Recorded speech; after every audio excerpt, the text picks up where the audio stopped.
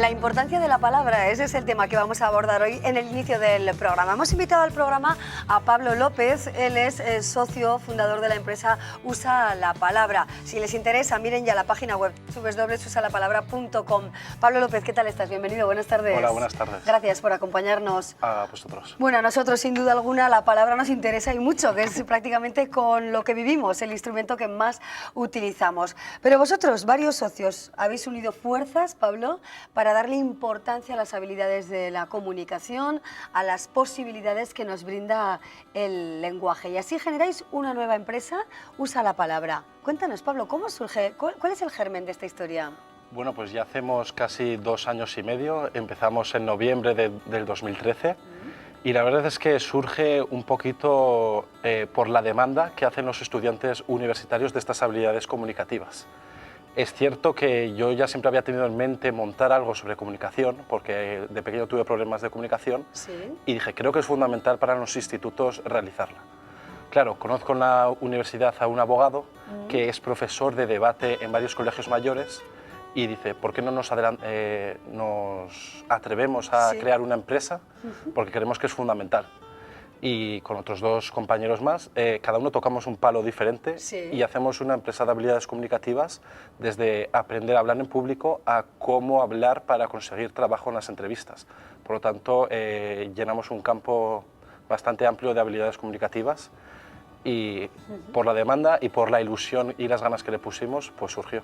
Efectivamente, porque ¿cuáles son las principales carencias, ¿no? Por ejemplo, que encontráis precisamente en esa etapa educativa, ¿no? En el momento del instituto, de esos primeros pasos ya hacia una carrera profesional. ¿Cuáles son los principales recursos que verdaderamente faltan, ¿no? A nuestros estudiantes profesionales del futuro? Vosotros que habréis hecho ya el diagnóstico de esta situación, ¿con qué os encontráis realmente, Pablo? Bueno, pues yo creo que hay principalmente 2 problemas. O un grupo de estudiantes que tienen un miedo atroz a ponerse delante de las personas. Vivimos en la era de la comunicación y la comunicación verbal está desapareciendo mucho. Y por otro lado, la gente que no tiene miedo no lo hace de una manera eficaz, ¿no? Porque claro, en los institutos y en las universidades te obligan a hacer exposiciones orales, pero no te explican cómo. Entonces, tú estás escuchando a tu compañero, estás escuchando al profesor y te parece aburrido, no te atrae lo que te está contando. Y yo creo que es principalmente lo que estamos viendo, que te atraiga lo que estás escuchando. Captar al público, en definitiva, ¿no? Captar al público. Exacto. Bueno, y hay una pregunta que yo creo que siempre surge en una conversación como estas, ¿no? ¿Las posibilidades de hablar bien o saberse comunicar son innatas o se aprenden? Entiendo que se aprenden porque por eso estáis aquí, ¿no? Efectivamente, es verdad que hay personas, bueno, pues que ya... Bueno, pues casi de forma genética no le viene dada o les viene dada la habilidad de la comunicación, pero no teniendo esa posibilidad se aprende. ¿Y cómo se aprende?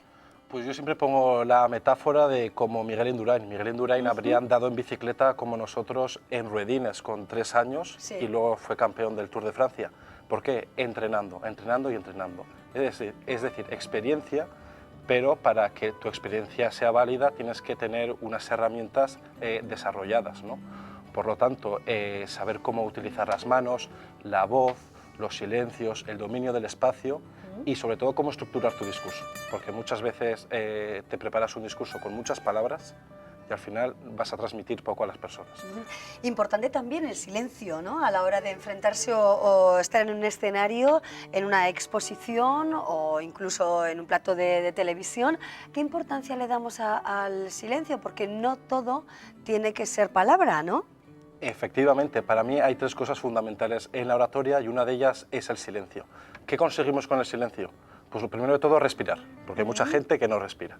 Pero sobre todo generamos expectación de lo que va a venir a continuación y además asentamos lo que te acabo de decir. Es decir, generar una expectación para que asimilemos las palabras que te estoy contando y crear una expectación de lo que viene. ¿Y la improvisación? ¿Qué papel juega en un discurso? La improvisación decimos que no existe. Enseñamos improvisación, pero es que hay que prepararla. ¿Por qué? Porque muchas veces nos podemos quedar en blanco o nuestras charlas o nuestras exposiciones se pueden ir por unos derroteros, por unos lugares que no teníamos pensado. Entonces la improvisación se prepara con lo que llamamos un flotador. Es decir, si vas a hablar de, por ejemplo, de Miguel Indurain, tendrás que saber mucho más sobre los ciclistas que competían contra Miguel Indurain. ¿Por qué? Porque la improvisación en el fondo es enriquecer el mensaje con más datos, con más metáforas, con más imágenes. Sí, bueno, si hubiera que encontrar, ¿no?, un ejemplo de personaje que cautiva realmente al público, que cautiva a un auditorio, ¿con quién podríamos quedarnos? ¿Quién podría ser nuestra referencia para hablar correctamente, para seducir con la palabra? Bueno, depende. Si quieres encontrar un presidente del gobierno, pues Albert Rivera está vendiendo mucho. Pero si quieres encontrar una imagen de modernidad, Steve Jobs era un gran orador, porque antes hablábamos de los silencios, y Steve Jobs en 4 palabras usaba 4 silencios y transmitía muchísimo más que los grandes discursos de la historia. Pero sobre todo, históricamente, pues Martin Luther King, que por cierto suspendió oratoria cuando era jovencito, pues era un gran orador porque jugaba con el público. Porque tú, si das al público lo que quiere oír, vas a ser un gran orador. Bueno, atención, Albert Rivera, dices, ¿no? Ahora que estamos en un panorama político, bueno, pues que todos ya conocemos cómo está. ¿Qué tiene Albert Rivera como buen orador, como bueno, una persona con un discurso articulado? ¿Qué le favorece y qué le perjudica su forma de hablar? Bueno, pues yo creo, en primer lugar, que voy a empezar por lo que le perjudica, que son los tics que tiene, que para ser una importante figura política tienes que tener bastante personalidad y quererte a ti mismo mucho. Y tiene unos tics de que se toca mucho la camisa y que se arregla siempre el traje, que eso nos va a separar un poco de él en el discurso. Pero sobre todo, Albert Rivera hizo debate universitario y se nota mucho cuando explica sus propuestas, las señala con los dedos y enumera. Y eso yo creo que es básico para que la gente fije las ideas que les está transmitiendo. O sea, mover mucho las manos o mover las manos correctamente sirve para fijar ideas. Para fijar ideas, exactamente. Y además también que no nos cuenta sus políticas que de una manera habitual, sino que les crea una causa-efecto. También lo hace Pablo Iglesias, es decir, determina el problema, está pasando esto, y nosotros somos la solución porque vamos a crear que lo siguiente. Entonces, das una lógica argumental al discurso y eso atrae mucho. Vamos a fijarnos en Pedro Sánchez, por ejemplo, ¿no?, que también tiene, bueno, pues determinadas habilidades en su discurso, también con su presencia. ¿Qué destacarías de Sánchez, bueno, pues a la hora de vender, entre comillas, el producto? Pues yo creo que Pedro Sánchez tiene una cosa innata, que es la voz, que es muy potente, además de la presencia, solo únicamente que igual es ciertamente monótono y le falta sonrisa y alegría en su discurso. Que es esa alegría que, por ejemplo, Albert Rivera y Pablo Iglesias sí que pueden transmitir a sus votantes, ¿no? Esa cercanía, esa credibilidad, creo que le falta eso. ¿Y Mariano Rajoy? Bueno, que tanto se ha hablado de él, de sus fallos, de sus fortalezas y debilidades. Para ti, ¿qué tiene a su favor y en contra el actual presidente en funciones? Pues a su favor es que sus argumentaciones son muy potentes y yo siempre en mis cursos pongo un discurso de Mariano Rajoy que es bastante bueno porque crea también, como te decía, causas-efectos, pero sobre todo porque tiene una experiencia muy larga, una trayectoria importante. Por ejemplo, fue ganador fue ganador del premio al mejor orador del Congreso 2 veces, que otorga la prensa. Pero sobre todo, Rajoy transmite una serenidad que su argumentación la transmite igualmente. No es un orador que sea atractivo escucharle, pero si le escuchas bien, sí que tiene... Sí, es verdad que tiene un pequeño defecto, ¿no?, en el habla y que es común a otros políticos también, ¿no? Y que es verdad que a veces distrae un poco, ¿no?, del discurso. Sí, eso es, pero nosotros queremos que todos los defectos se pueden convertir en virtudes, ¿no? Lo que te comentaba antes, de que yo de pequeño era tartamudo y ahora me dedico a hablar, ¿no? Entonces es lo que tenemos que conseguir. Por ejemplo, les enseñamos también que cuando la gente tiene muletillas, vamos a sustituir esas muletillas por los silencios y así vamos a generar una virtud en nuestro mensaje. Pablo, me está recordando esto también a la película El discurso del rey, ¿no? Donde, bueno, pues un rey que es tartamudo, efectivamente, y que no puede articular un discurso, finalmente es capaz de seducir a todo un país, ¿no? Efectivamente, como vemos en la película, el preparador le motiva y hace que use mucho los silencios y que divida las frases en frases cortas. Porque ¿qué es lo que sucede? Cuando salimos a hablar en público, queremos decir frases muy largas y si las articulamos de manera corta y que todas las palabras que digamos en esa frase tengan significado, Sí. vamos a conseguir superar esos miedos, la tartamudez o que sea efectivo el mensaje. Claro, bueno, seguimos un poquito más con la política, luego cambiamos, Pablo, pero también me gustaría que miráramos dos discursos, ¿no? El de la actual presidenta del Gobierno de Navarra, Uxue Barkos, como todos sabemos es periodista y trabajó en televisión muchísimo tiempo, y podemos mirar atrás también y ver el discurso de Yolanda Barcina en su etapa también como presidenta del Gobierno y como alcaldesa, y Uxue Barkos en este caso también como diputada. Uxue Barkos, vamos a hacerle una radiografía porque ella habla muy bien, ¿no? También ha sido nombrada mejor oradora desde el Congreso de los Diputados en la anterior legislatura, cuando estuvo ahí en Madrid, y tiene un mensaje sencillo y además tiene una fuerte potencia en la voz que hace que nos aseguremos el mensaje. Sí, ¿y si hubiera que encontrarle alguna pega? Bueno, yo creo que, como todo, ¿no? A veces sentimos una barrera entre el orador y el público porque, no voy a decir altivez, pero como todos los políticos nos hablan desde un atril que está mucho más alto que el público, igual es esa barrera que genera en la comunicación. Ajá. Pero eso se le puede notar en la voz, pero como es tan potente, puede ser una virtud o puede ser un defecto. Claro. ¿Y en el caso de Yolanda Barcina? Bueno, ¿Qué podríamos recordar de ella? Yolanda Barcina, que yo también la conocí personalmente, pues que tenía igual un mensaje un poco más alegre, que se podría decir, y usaba también un poco más las manos. No tiene esa seguridad en la voz como la tiene Uxue Barkos, pero yo creo que, bueno, si ha sido presidenta de Navarra y alcaldesa de Pamplona tantos años, es porque ha logrado conectar con el público, ¿no? Entonces, que sobre todo, igual no tenía el mensaje tan claro, pero el uso del lenguaje no verbal, que yo creo que es importante, porque el lenguaje no verbal, según los expertos en psicología, supone el 70% de la comunicación. Lenguaje no verbal, ¿no? Eso también hay que dominarlo. Y mirando ya en el ámbito internacional, bueno, hace unos días escuchaba a Obama dirigiéndose al pueblo cubano o hablando a través de un medio de comunicación en castellano, ¿no? Y además con el típico acento cubano prácticamente, ¿no? ¿Qué tiene Obama que realmente, bueno, cautivó en su día a Estados Unidos y seduce, ¿no? Creo al gran público? Pues entiendo que con su voz, su presencia. ¿Qué destacarías del presidente de los Estados Unidos?